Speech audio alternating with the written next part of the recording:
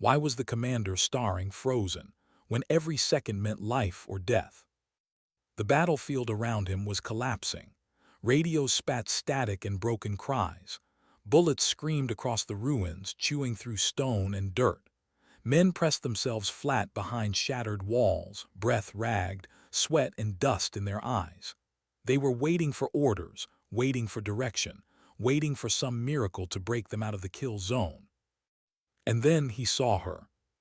High on the ridge, cut sharp against the bleeding sun, a lone figure lay prone. Slim, unmoving, impossibly steady. Her rifle, too long, too heavy for someone of her frame, rested against her shoulder as if it weighed nothing. The long black shadow of a Barrett M82 stretched with her body. Through her scope, she did not blink, did not flinch, did not even breathe like the rest of them. The commander's mouth went dry. "Who's she aiming at?" one of the men whispered. Nobody answered. Because nobody could explain it. Not here, not now, not in this furnace of Afghan sand where chaos reigned. A woman sniper, at their flank, on their mission. It sounded like a hallucination cooked by exhaustion and fear. And yet she was there. Alexandra Pierce. Code name, Whisper. Her eyes did not belong to someone who had just arrived at war. They belonged to someone who had been shaped by it, carved into something unrecognizable to ordinary people. Calm, cold, certain, as if history itself had chosen to pause at the pressure of her finger against the trigger. The commander blinked hard, trying to reset his senses, but she did not vanish. The impossible remained. The first thunderclap erupted, and time seemed to split. Her shot rang across the desert, slicing through heat and noise. A machine gun nest that had been hammering them into the dirt suddenly fell silent. Men slumped forward, still gripping their weapons. Lives ended before they realized death had found them. The squad blinked, stunned. "Target down," the commander muttered into his comms, disbelief bleeding through his tone. But she wasn't finished. Her breathing slowed again. Inhale, hold, exhale. Another rifle bark, the recoil slamming into her shoulder with mechanical precision. A second figure collapsed through a shattered window, an RPG launcher slipping uselessly from dead hands. The impossible battlefield shifted, just slightly in their favor, like an unseen hand was tilting the scale. And the men, hardened, exhausted, resigned to dying here, felt a strange thing pulse through their veins. Hope. Still, Whisper's chest was tight, not from fear, not from the strain of the Barrett kicking into her body, from something else. Because the building she was watching was wrong, too still, too orchestrated. Even as her shots carved space for the team to move, she studied the village square. She noticed children, women, old men being herded into courtyards, placed deliberately where any Western eye would freeze at the trigger. Human shields, arranged like pieces on a board. Her jaw clenched. She had seen this before, and it always meant one thing, a trap waiting to be sprung. Her voice slid calm and measured through the comms. "Commander, pull your men back. They want you boxed in." The reply snapped back, rough, adrenaline-soaked. "That's not your call, sniper. Do your job." The words stung, not because of tone, but because they told her what she already knew. He didn't trust her yet, didn't believe her instincts. She pressed her lips tight. Years of discipline held her tongue from answering back. Instead, she refocused through her scope, her pulse beating in her ears like distant artillery. And then she saw it. The leader they had come for wasn't in the building at all. He was running. Half a mile beyond the village, a black pickup barreled through the dunes, dust trailing like a comet's tail. In the bed of the truck, crates. Her gut nodded. If those crates held what intel warned, chemical weapons, stolen and unstable, then entire cities could burn before anyone stopped them. Her mind raced. Distance, wind speed, bullet drop, even the curve of the earth. Numbers stacked like equations on a board. 3,247 meters. The figure seared itself into her brain. No one had ever attempted a live shot at that range. No one would even think to try. But she wasn't thinking of glory. She was thinking of the children pressed into courtyards, of the thin smoke rising above villages far from here, of her mother, who once knelt in blood-soaked dust cradling broken Marines, whispering lies about how everything would be okay. Alexandra Pierce didn't need belief. She needed one breath. "Target acquired," she whispered. Her finger squeezed. The Barrett roared, the desert trembled. And for 3 long seconds an eternity stretched thin nothing, just the crack of wind, just the silence of doubt. Then the windshield shattered, the driver slumped, the truck veered, screaming through sand before flipping into a plume of smoke. Men spilled like broken dolls. Chaos erupted in their ranks. The comms went dead quiet. Then came the commander's voice, not sharp, not commanding, but cracked with awe. "What the hell? Who's she aiming at?" She didn't answer, couldn't, because while the others gaped at what she had done, she saw what they did not. The crates in that truck, the crates that had justified their mission, the crates that drove her finger to squeeze, were empty. Decoys. Her breath caught. The real cargo was still in the village. And by firing, by pulling off the impossible, she had also done something else, revealed her position. A glint flashed in her scope. Reflex jerked her body to the side. A bullet shattered the rock where her head had been, fragments slicing across her cheek. Counter-sniper. The thought rang like iron in her skull. This wasn't random. This wasn't luck. This was a professional waiting for her, knowing she would take the shot. The commander's voice barked in her ear, loud, desperate. "Whisper, we're pinned. We need your overwatch." But her mind was already screaming something colder, something truer. The mission wasn't compromised. It was engineered. Every step, every whisper of intel, every target designed to funnel them here, into a kill box. Her scope swept the ridge, and then she saw him. Her stomach dropped. The sniper aiming at her wasn't wearing local garb, not insurgent rags, no desert colors. He wore Western tactical gear, the kind stamped out for NATO forces, American gear. Her mind recoiled, searching for another explanation, any explanation, but there was none. Someone inside had sold them out. And the man across the scope wasn't an enemy soldier. He was a mercenary, a traitor, a ghost paid in blood money. The next shot cracked. Stone exploded inches from her ear. Her teeth ground together, breath ragged, and still she didn't flinch. She waited, calculated, adjusted.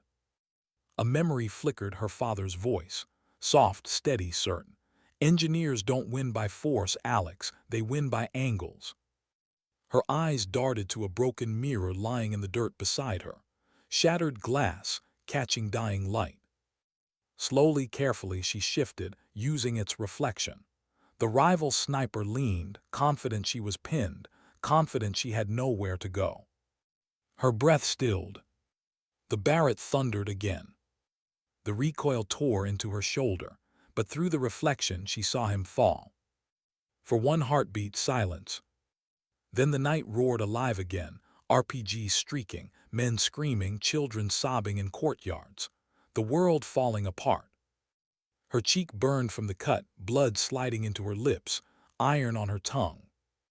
And even then, even as her commander begged into the comms for her to unleash fire and save them, Alexandra Pierce hesitated. Because something inside her whispered that this fight, this whole mission, was never about winning. It was about control, deception, betrayal. She did not yet know how deep the rot went. But she felt it in her bones. And in that suspended second, she understood that the question was, who's she aiming at? It was something darker. Who had aimed her here? Why was she always the one they doubted? It wasn't the first time a commander had snapped at her, questioned her instincts, or looked at her like she didn't belong. She had grown up with that look, long before she carried a rifle, long before she was called Whisper. Alexandra Pierce was born in Virginia, on the edge of the Navy yards where her father worked. He was an engineer, a man of blueprints and patience, the kind who explained the world through diagrams sketched on napkins at the dinner table. Her mother was the opposite, a combat medic who had patched men together in desert outposts and jungle clearings, her hands steady while lives slipped between them. Alex grew up in the space between those worlds, steel and blood, logic and chaos. She didn't smile easily, didn't chatter like other kids. Teachers marked her as quiet, intense, the kind of girl who stared too long at a problem until it gave up its secrets. At 15, she was stripping and reassembling rifles blindfolded. At 16, she could shoot tighter groups at the range than Marines twice her size. Her father never called it talent, he called it obsession, and he worried. "Alex," he told her once, leaning across the workbench where tools lay scattered, "there's a difference between what you can do and what you should do." But she only smiled faintly, the way she always did when someone tried to draw lines around her. At school, she was invisible, not bullied exactly, but ignored, as if her quiet focus unnerved the kids who thrived on noise and belonging. When boys made jokes about her spending weekends with rifles instead of friends, she didn't answer. When coaches asked why she never tried out for sports, she shrugged. The truth was simpler. Nothing in that world mattered to her. The world beyond did. By 21, she had fought her way into Annapolis, graduating top of her class. It should have been triumph, a victory to wear like armor. Instead, she walked across that stage with applause ringing hollow in her ears, because even there, whispers followed her. The quiet kind men think women don't hear. "She's too small for the field.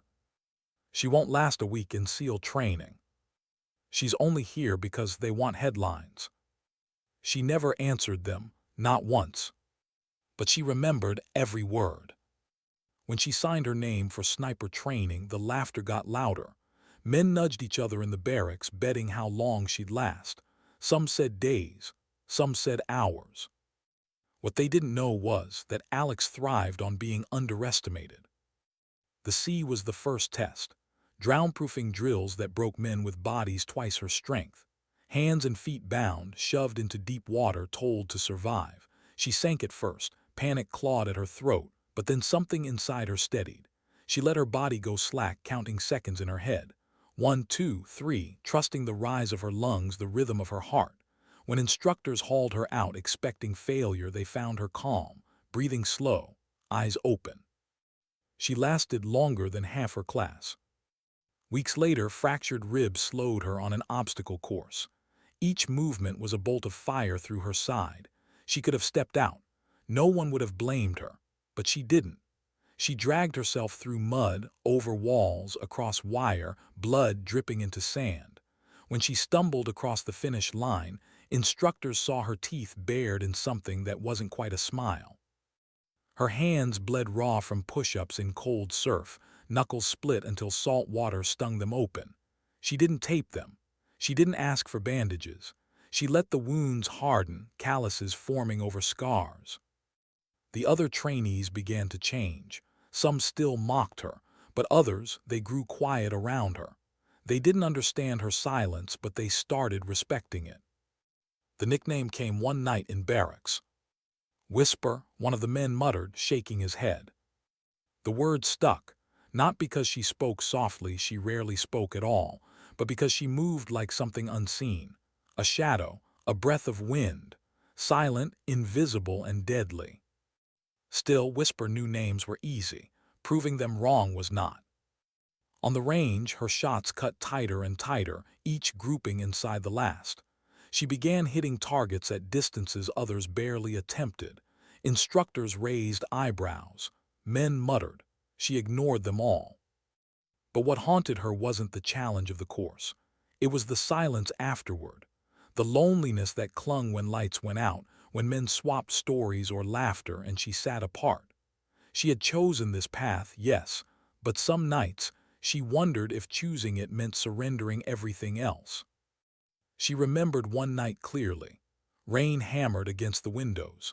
She sat with her rifle across her lap, running her hand along the steel like a prayer bead. A fellow trainee passed her bunk and stopped. "Why do you even push this hard?" he asked, not cruel, not mocking, just tired curiosity. "What are you trying to prove?" She didn't look up, didn't answer right away. Finally she whispered, "That I can." It wasn't defiance, it wasn't pride. It was something quieter, something closer to survival. The years blurred, training bled into missions. Missions bled into silence. Whisper stopped needing approval, stopped waiting for recognition. She learned that the most dangerous power in war wasn't force. It was patience. The ability to wait, to breathe, to strike when no one else could. But even as her legend grew, a shadow followed her. The shadow of doubt. She would overhear it in barracks, in briefing rooms, in quiet corners where men assumed walls had ears but women didn't. "She's good, yeah, but would you bet your life on her?"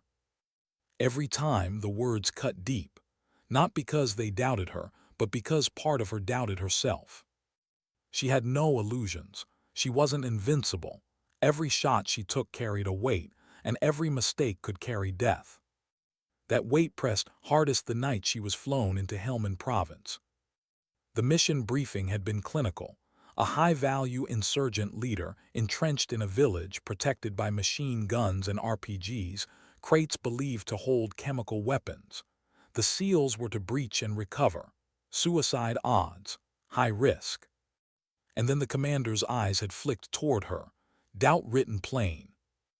Even on the helicopter, as sand whipped around them, he kept glancing at her like she was some mistake in the roster. A sniper, a woman, slim, quiet, barely 5'7". He couldn't reconcile it. Whisper didn't try to explain herself. She never did. But as the bird touched down and the roar of blades gave way to gunfire, she felt it again, that hollow echo inside. That question gnawing at her ribs. Not if she belonged, she knew she did. But if they would ever see it. And when she lay on that ridge, Barrett pressed to her shoulder, finger steady, eyes cutting through the scope, she thought of all those years, all those whispers, all those doubts. She thought of the girl ignored in classrooms, the cadet mocked in barracks, the trainee who bled in silence. And she let it all burn down into one truth. She would not need their belief. She would only need their silence, the silence that followed after she pulled the trigger. Why did the helicopter feel more like a coffin than a ride? The rotor blades thundered overhead, chopping Afghan sky into shards of noise. Dust whipped against faces, burning eyes grinding between teeth. Inside the bird, a squad of SEALs crouched tight, weapons gripped so hard their knuckles shone. No one spoke. They didn't need to. Every man on board knew what they were flying into. And still in that silence, eyes kept darting toward her, toward the lone figure seated at the edge of the bay, her Barrett laid across her knees like some ancient relic. Alexandra Pierce. Whisper. The commander studied her from across the cargo hold, suspicion etched into every line of his jaw. She looked too slight, too composed, too out of place. Not that she wasn't trained. He'd read her file. Annapolis, top of her class, SEAL qualified, a sniper with numbers that didn't even make sense. On paper she was perfect, but paper couldn't bleed, paper couldn't panic, and paper didn't die when the bullets came. His men trusted each other with their lives. They had been through fire together, but she was an outsider, and tonight, on a mission many believed was a one-way ticket, trust was oxygen. Without it, they would choke. Whisper sat still, calm, eyes half closed as if she were meditating. Inside, though, her pulse thudded slow and steady, the way she had trained it to. Fear was useless here. Doubt was a luxury. All that mattered was breath, calculation, and the line between her crosshairs. She caught the commander's stare and held it, not defiant, not submissive, just steady. The bird jolted as it descended. Sand whipped through the open ramp, blinding, choking, clawing its way into lungs. Boots hit dirt. Men fanned out. The desert swallowed them whole. The mission was simple on paper, but Whisper already knew better. A high-value insurgent leader had dug himself into a village like a tick, surrounded by fighters with RPGs, heavy machine guns, fortified positions on every approach. Intelligence said crates were being moved inside, crates believed to hold chemical agents stolen from black market runs. If those crates escaped across borders, entire cities could choke. The plan, the seals breach, neutralize, and recover, but the entry points, every one of them was a suicide run, which was why Whisper was here. Her role wasn't just cover, it was disruption, breaking open the battlefield from miles away, giving the men below a chance to move when no chance should exist. She climbed the ridge, boots finding stone through instinct. Every step took her further from the team's noise, deeper into her own silence. The Barrett was heavy across her back, but she carried it as if weight meant nothing. The higher she climbed, the clearer the world became, rooftops, alleys, faint shadows flitting through windows. She saw it all. From above, war wasn't chaos. It was patterns, lines, angles, and her job was to unravel them. Through her scope, the world narrowed to clarity. Muzzle flashes blinked like fireflies. Figures shifted behind sandbag walls. Weapons gleamed under starlight. The first bursts of gunfire erupted below, sharp and immediate. Men shouted into comms. The squad was pinned before they even crossed the first street. Whisper dropped prone, slid the Barrett into position, and exhaled. Her crosshairs kissed a machine gun nest tearing into the squad. The trigger broke, thunder rolled, and the nest fell silent. "Target down," the commander muttered, half in disbelief, half in awe. Another shot followed, another body fell. And slowly, impossibly, the battlefield began to tilt. But Whisper's eyes weren't on her victories. They were on the courtyards, on the civilians being herded like cattle into choke points by armed guards, children clinging to mothers, old men stumbling under the weight of fear. Her jaw tightened. This wasn't random. This was theater. The insurgent leader wasn't just hiding. He was waiting for the squad to breach, to force their hands, to trap them in a moral noose where every move killed someone innocent. She felt it in her gut, the same gut that had saved her more times than her rifle. "Commander," she whispered into the comms, voice even, ice calm. "Pull your men back. They want you boxed in." The reply snapped back, hot and furious. "That's not your call, sniper. Do your job." The words hit her harder than recoil, not because she doubted herself, but because it told her the truth. He didn't see her, not yet. To him, she was just a rifle, a tool, not a soldier with instincts honed in silence, not a voice worth hearing. Her teeth pressed together. She said nothing more. Years of training held her tongue, but inside something curled tighter, a familiar ache. The same ache from classrooms, from barracks, from briefing rooms where men dismissed her before she spoke. She didn't need their belief, but she would prove them wrong. Her scope swept, and then her heart stilled. The insurgent leader wasn't in the building at all. Far beyond the village, half a mile into the dunes, a black pickup truck tore across the sand. Dust plumed behind it. In the back, crates. Her chest clenched. If those were the chemical weapons, if that truck made it beyond the valley, this fight wouldn't end in Helmand. It would begin. Cities could burn. She shifted, calculated distance, wind speed, bullet drop, the curve of the earth itself. 3,247 meters. The number glared in her mind like fire. No one had ever taken that shot in live combat. No one had even dared. But Alexandra Pierce didn't think of records, didn't think of disbelief or glory. She thought of the children pressed into courtyards, of mothers holding small hands, praying to gods she didn't know, of her own mother, who had once whispered lies of comfort into the ears of dying Marines, because sometimes lies were the only kindness left. She let the breath fill her lungs, hold stillness. "Target acquired," she whispered, more to herself than to anyone else. Her finger tightened. The Barrett roared, the desert trembled. And then silence stretched. 1 second, 2, 3. The windshield shattered. The driver slumped. The truck screamed into the sand, flipping, smoking, bodies spilling like broken dolls. The comms froze. Then the commander's voice broke, thin with awe. What the hell? Who's she aiming at? Whisper didn't answer, couldn't. Because she saw something the others didn't. The crates weren't weapons at all. They were empty. Her breath stuttered. And in that same heartbeat, her scope caught a flash not from the truck, not from the dunes, from the ridge across. The countershot cracked.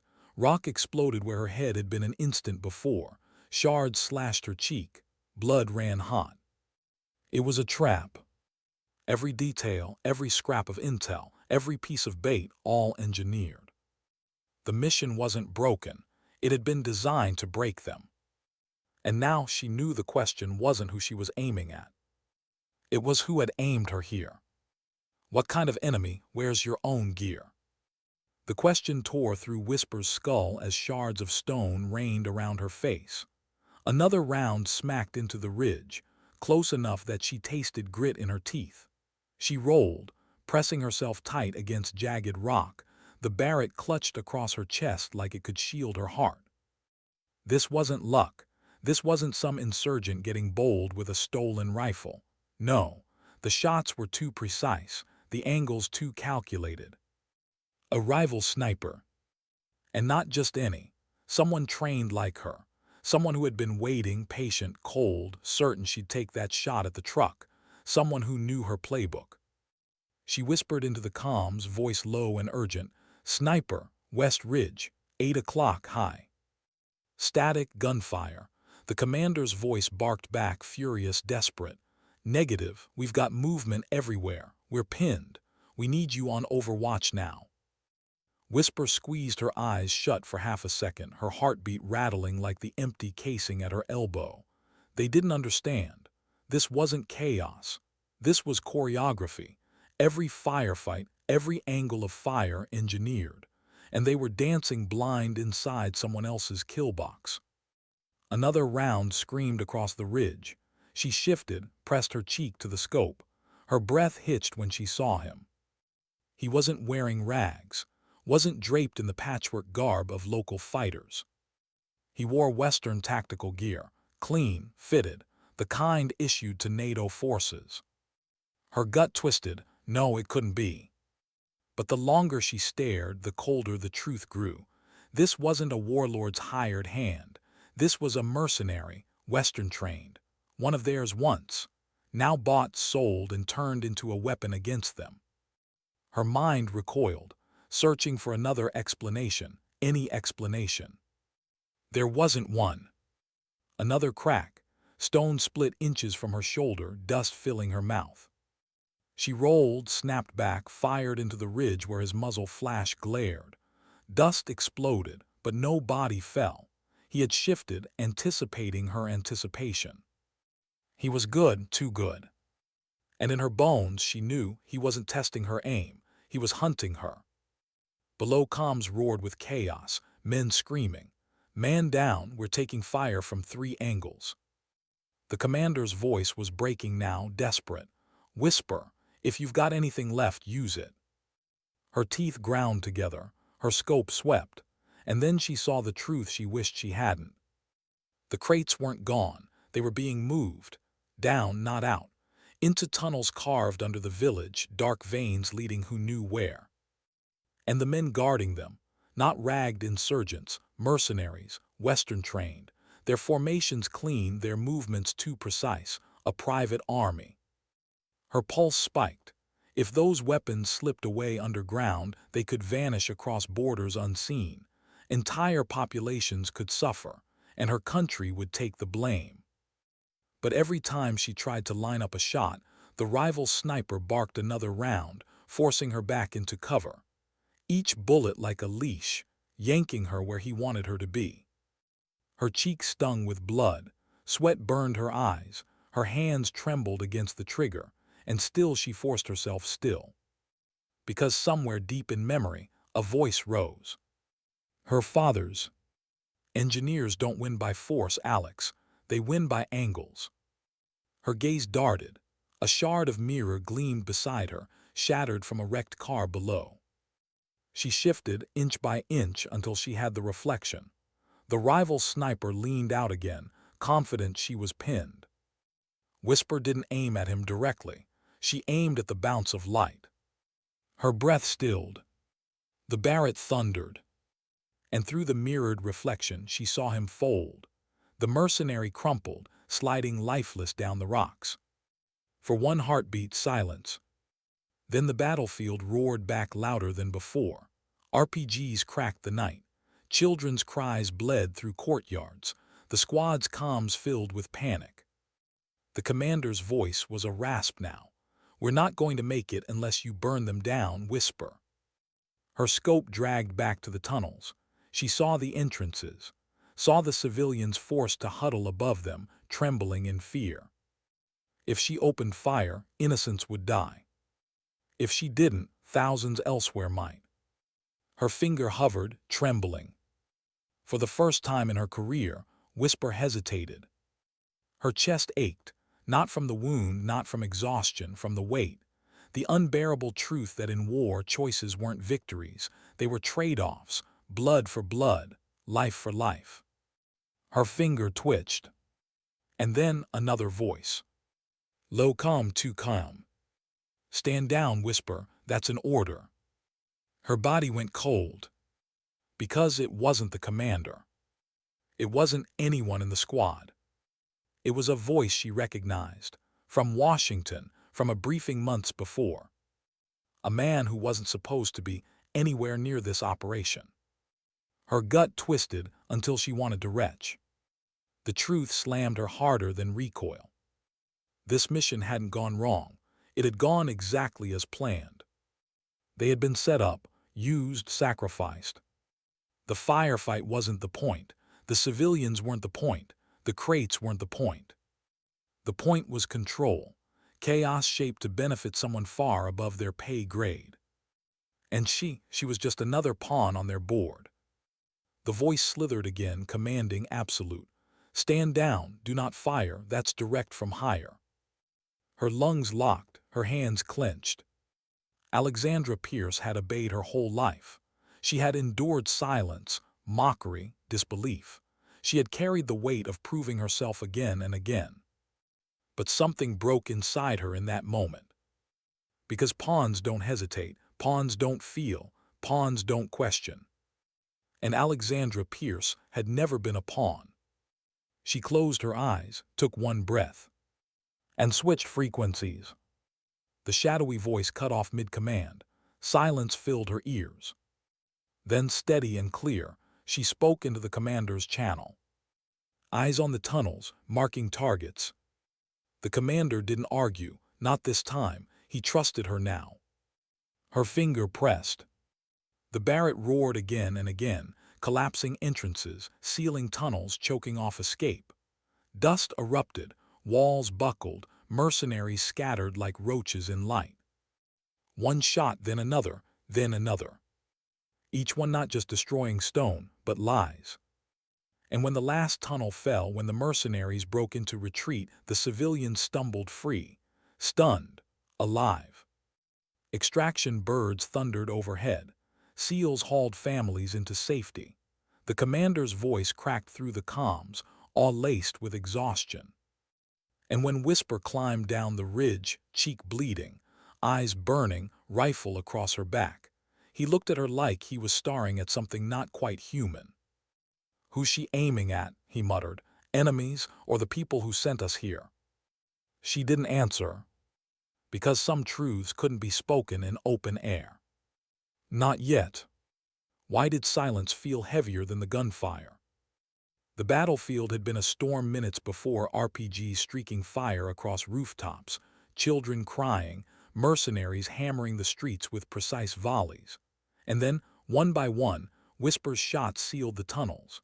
Each blast collapsed not just stone, but momentum. Escape routes vanished in clouds of dust. Men who had seemed untouchable scattered like startled dogs. Now the air hung thick with smoke and disbelief. The kind of disbelief soldiers carry when they realize they are still alive after they had already accepted death. The commander's voice rasped over comms, edged with something uncharacteristic. All targets neutralized, civilians secure, extraction inbound. Rotor blades thundered back into the night. Twin helicopters swooped low, whipping sand into tornadoes, floodlights cutting swaths through the haze. SEALs surged forward, dragging wounded and shielding families as they hustled toward the waiting birds. The mission, impossible from the start, was ending in survival. But Alexandra Pierce wasn't moving yet. She stayed crouched at the base of the ridge, Barrett slung across her back, her blood still tacky on her cheek. Her body hummed with the recoil of every shot, nerves still wired to the scope, to the endless math of distance and wind. And yet she couldn't shake the voice. That cold, commanding tone that had slithered through her headset like smoke. Stand down, whisper. That's an order. It hadn't been the enemy. That was the part that hollowed her chest most. It had been her own. Someone in Washington. Someone with power. Someone who had known she was out there, who had tried to silence her before she could collapse the tunnels. Why? Her boots crunched on gravel as she finally pushed forward. The helicopters loomed above, lights searing the smoke. Children clung to their mothers, eyes wide, uncomprehending. SEALs lifted injured men onto stretchers, hands slick with blood. And through it all, Whisper moved silently, as if untouched by the chaos, though inside her ribs felt cracked by doubt. The commander caught her eye as she climbed aboard the last bird. He didn't say a word at first, just studied her the way a man studies something he thought was impossible. When the helicopter lifted, blades tearing the night, he leaned close enough for her to hear. His voice wasn't barked orders this time. It was low, unsettled. That shot you took, that distance, nobody should have even tried it. Nobody but you, and then the tunnels. His eyes narrowed like he wanted to push further, like he wanted to ask what she hadn't said. But instead he shook his head, muttered almost to himself. Who's she really aiming at, the enemy, or the people pulling our strings? Whisper didn't reply. She couldn't, because she didn't know the answer herself. The helicopter roared them out of Helmand, carrying civilians who clutched each other with shaking hands, carrying soldiers who stared hollow into the dark, and carrying her, Alexandra Pierce, bleeding quietly, her thoughts louder than any engine. When they landed at the forward operating base, chaos shifted into routine. Medics swarmed, commanders demanded sitreps.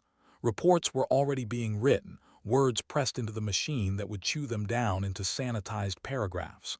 Mission compromised, HVI neutralized, civilians secured, extraction successful. Whisper knew how it worked. She had seen it before. The truth didn't travel well. It was too heavy, too jagged. It cut.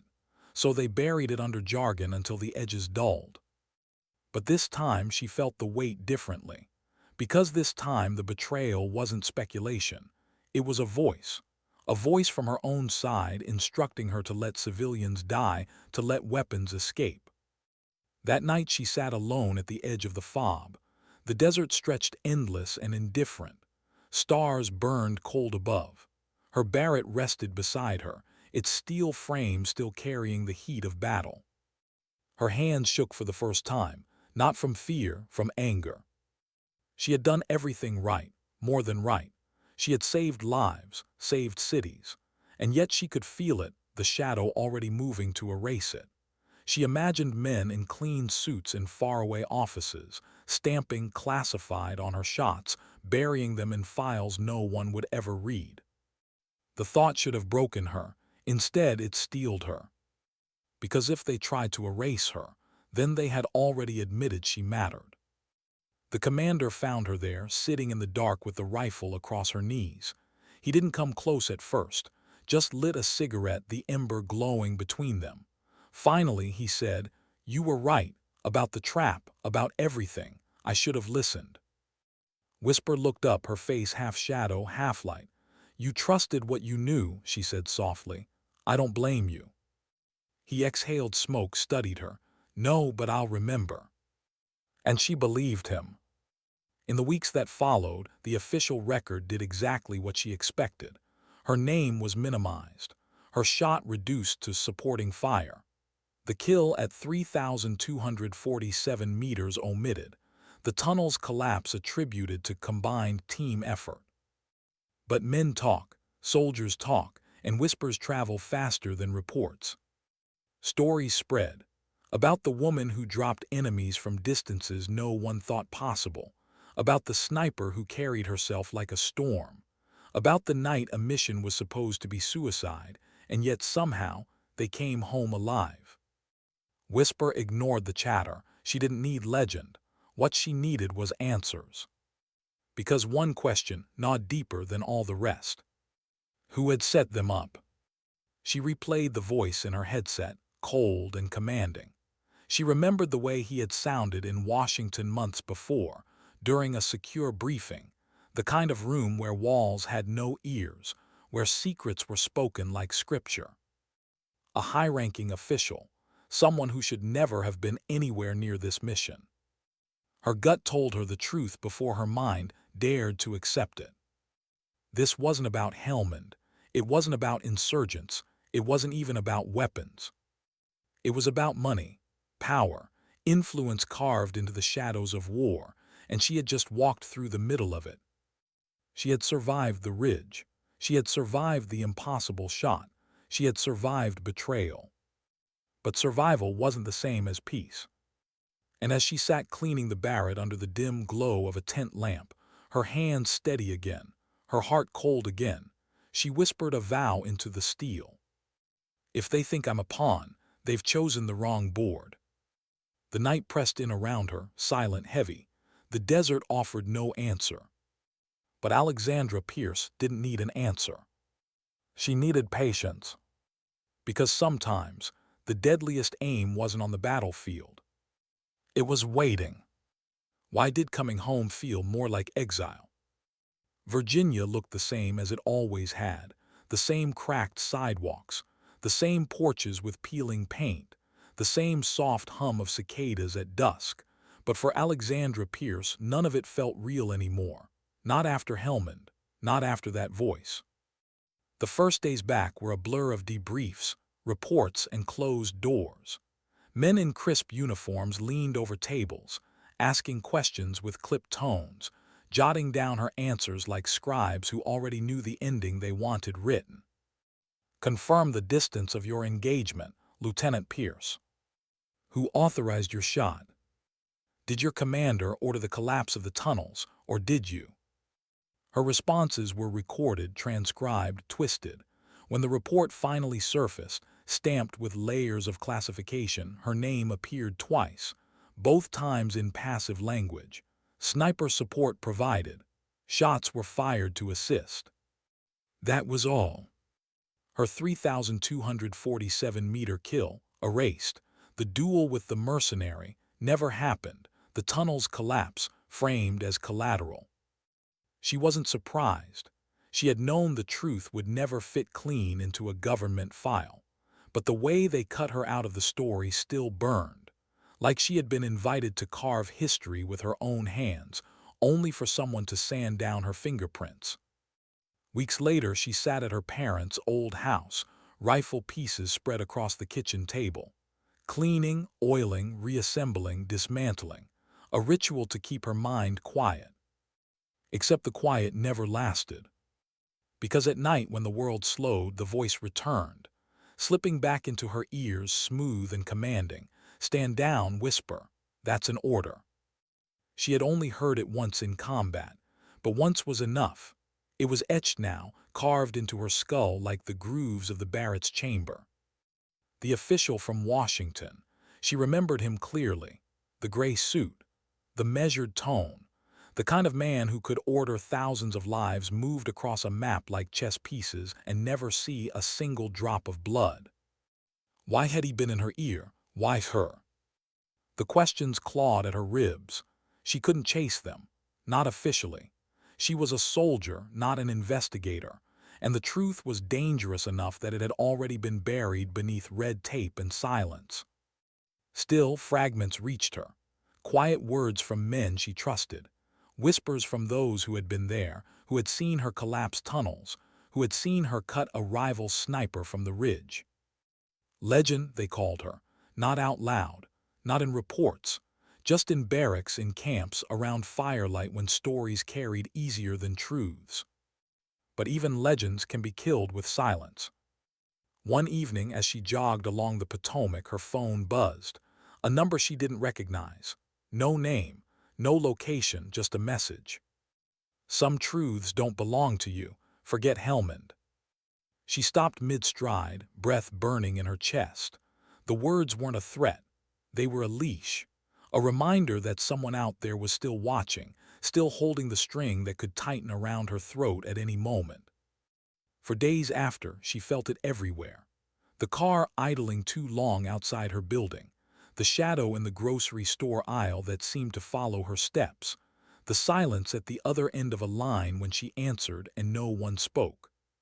Paranoia, maybe, but she trusted her instincts, and her instincts whispered this wasn't paranoia at all. The commander called once. His voice was quieter than it had been in Helmand, but no less certain. "They'll bury what happened, you know that, right?" She didn't answer. "You made a choice out there," he went on, "and it saved lives, that's all that matters." But that wasn't all that mattered, not to her.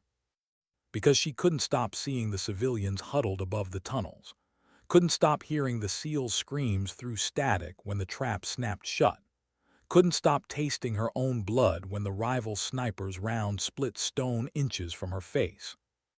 And most of all, she couldn't stop hearing the voice. "Stand down, whisper, that's an order." That voice had betrayed not just her, not just her team, but the oath she had given, the trust she had carried like armor. Her mother once told her something after patching up a Marine who hadn't survived. "Sometimes, Alex, the hardest wounds aren't the ones you see. They're the ones left when trust is cut out of you." Whisper felt that wound now, raw and unhealed. But she wasn't broken. She sat at the table one night, Barrett spread across it, every piece glinting in the low light. She cleaned it with careful hands, the same way she had when she was 16, when her father tested her patience with blindfold drills. Her movements were methodical, almost meditative. And as the steel clicked back into place, her resolve did too. If they thought she would fold into silence, why did pulling a trigger feel easier than staying silent? That was the question Alexandra Pierce carried long after the helicopters had lifted her out of Helmand, long after the classified reports had tried to erase her, long after the commander's haunted whisper, "Who's she aiming at?" had followed her home. War was supposed to end when you left the battlefield, but for Whisper the battlefield only changed shape. Instead of sand and smoke, it was briefings and signatures. Instead of bullets, it was silence, the kind that kills reputations, strangles truth, buries everything under stamped red ink, top secret, eyes only, classified. Weeks blurred into months. She walked through bases where her name was never spoken aloud. Rooms went quiet when she entered. She wasn't reprimanded, wasn't discharged. They didn't dare. She was too sharp, too valuable, too visible now. But they didn't honor her either. They put her in limbo, a soldier without a war, a shadow with no orders. And still she carried the weight, not of her impossible shot, not of the mercenary who had worn NATO gear, not even of the civilians whose lives she'd saved. She carried the weight of that voice. The voice from Washington that had slithered into her headset, commanding her to stand down, commanding her to let lives be crushed, commanding her to betray everything she was. She had cut him out that night, chosen defiance, but defiance wasn't free. Whisper sat alone most nights, cleaning her rifle in the quiet of her quarters. She'd run the cloth along steel that no longer shone, press oil into grooves, count the seconds of her breath as if the weapon were an anchor keeping her steady. But the more she polished, the more she realized something. The rifle wasn't just her weapon. It was her voice, the one thing they couldn't erase. Word had spread. In whispers, of course. Men spoke in mess halls, in corners, in barracks. Stories of the female sniper who took a shot no one believed possible, of the woman who broke open a battlefield when everyone else thought it was lost, of the SEAL team that walked out alive because a shadow on a ridge refused to miss. The stories were never told loud, never written, but they traveled, and Whisper knew that legends sometimes moved faster than reports. The commander who had once doubted her sent a single message, untraceable. 4 words, "We remember what you did." It should have been enough. Recognition, quiet validation, proof that at least someone still knew. But at night when she closed her eyes, she saw tunnels collapsing, children stumbling through smoke, mercenaries scattering with NATO training in their bones. And she heard that voice again, calm, cold, ordering her to stand down. The question that haunted her wasn't why they had sent her. It was why they hadn't expected her to survive. Because she wasn't supposed to. That was the truth that made her stomach twist. She wasn't meant to climb off that ridge alive. She wasn't meant to carry the story home. She was supposed to vanish into the dirt, another forgotten casualty in a mission no one would question. Instead, she had walked away. And now she was a liability. The first sign came when she noticed the surveillance. A car parked too long near her apartment. A man in civilian clothes at the range who shot too clean, too precise, and disappeared without a name. Calls that rang once, then died when she answered. Warnings subtle, almost polite but clear. Stay quiet, stay small. For weeks she obeyed, or at least she pretended to. She went about routines, smiled faintly when spoken to, offered nothing in return, but inside her resolve hardened.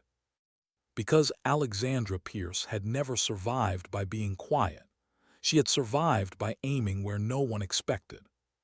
The question wasn't whether she would speak, it was how and when.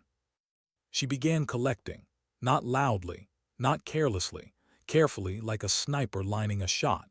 She traced supply logs that didn't match manifests, names buried in after-action reports that didn't belong, contracts for private security forces linked to companies with government ties. The threads were everywhere, and the higher she looked, the darker it grew. She wasn't chasing insurgents anymore. She was chasing shadows, men in suits who profited from chaos, men who needed wars not to be won but to be endless, men who thought soldiers were tools and civilians were currency. Each discovery left her colder, more hollow. Because betrayal in battle is one thing, betrayal at home, that's a wound that never closes. One night, sitting in the dark with her rifle stripped across the table, she asked herself out loud for the first time, "Who am I aiming at now?" There was no answer, but she knew it wasn't enemies across oceans anymore. It was the ones who smiled in photographs, the ones who shook hands in press conferences, the ones who played chess with lives and thought pawns never learned to move themselves. Whisper wasn't reckless. She didn't plan to go loud to shout accusations without proof. She had learned patience long ago. She had learned silence wasn't weakness, it was strategy. But she also knew this. Silence only lasts as long as you choose it. And when she chose to break hers, it would not be with words. It would be with actions no one could bury. Her legend had already begun without her permission. Soldiers whispered her name like a ghost story. Commanders muttered her distance like a myth. Civilians she had saved never knew her face, but they prayed for a shadow they would never meet again. And that was enough for now.